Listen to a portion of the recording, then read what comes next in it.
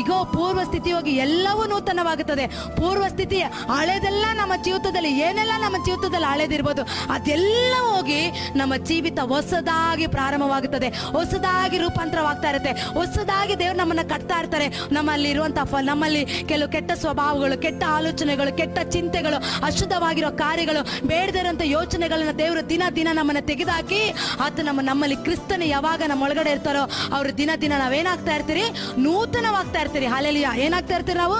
ನೂತನವಾಗ್ತಾ ಇರ್ತೀರಿ. ಅದೇ ರೀತಿ ದೇವರ ಮಕ್ಕಳು ಹಳೇದೆಲ್ಲ ಯಾವಾಗ ಪರಿಶುದ್ಧಾತ್ಮ ನಮ್ಮ ಒಳಗಡೆ ಬರ್ತಾರೋ ನಮ್ಮ ಒಳಗಡೆ ಹಳೇದನ್ನ ತೆಗೆದುಹಾಕಿ ನಮ್ಮ ಒಳಗಡೆ ಹೊಸದನ್ನ ದೇವರಲ್ಲಿರುವಂತ ಆ ಫಲಗಳು, ಆ ವರಗಳು, ಆ ಕ್ರಿಸ್ತನ ಮನಸ್ಸು, ಆ ಕ್ರಿಸ್ತನ ಸ್ವಭಾವ, ಆತನಲ್ಲಿದ್ದಂತ ಆ ಪರಿಶುದ್ಧತೆ ನಮ್ಮೊಳಗಡೆ ಏನಾಗ್ತಾ ಇರುತ್ತೆ, ದಿನ ದಿನ ದಿನ ದಿನ ನೂತನವಾಗ್ತಾ ಇರುತ್ತೆ. ಇವತ್ತು ನಾವು ಕ್ರಿಸ್ತನಲ್ಲಿದ್ದೀರಾ, ಸೈತಾನಲ್ಲಿದ್ದೀರಾ, ಲೋಕದಲ್ಲಿ ಜೀವಿಸ್ತಾ ಇದ್ದೀರಾ, ದೇವರ ಸಂಗಡ ಇದ್ದು ನಾವು ಯುದ್ಧ ಮಾಡ್ತಾ ಇದ್ದೀರಾ?